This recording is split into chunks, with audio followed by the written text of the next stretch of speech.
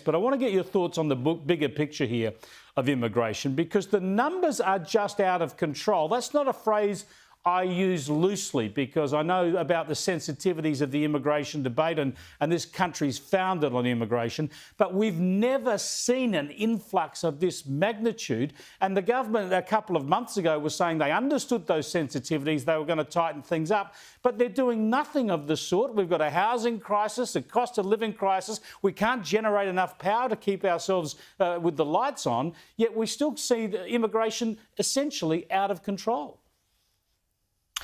That's correct. 1.6 million people coming to this country over 5 years. Now, as you would know, that is the size of the city of Adelaide, coming here in a period of 5 years when housing starts are at their lowest levels in decades. And what everyone says to me is, where are these people going to live? Now, Chris, there's going to be new numbers released on Thursday, mid-morning Thursday, so we'll get another idea of what's happening here. But at the moment, it is records as far as the eye can see when it comes to immigration, and the government has no plan. They have no sustainable plan to be able to deal with it. As you've said, we don't have the housing. It's driving rents through the roof. The infrastructure spending's been cut, so we're not putting in the roads, highways and trains that we need. People can't get in to see a doctor.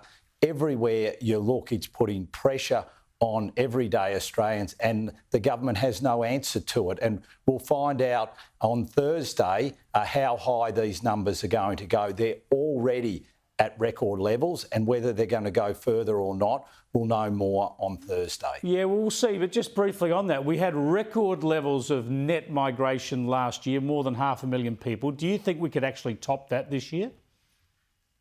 It's possible. There's no doubt that it's possible, and it's highly likely it could be around that number again. So the government hasn't been able to put the policies in place to make it sustainable. And the really, really strange thing, and it shows you the big mess they've made when it comes to immigration, is that business is still crying out for workers, for skilled workers. Yeah. So especially in regional and rural Australia, they're still saying, we need workers, we need skills. So they're bringing in these record numbers of people.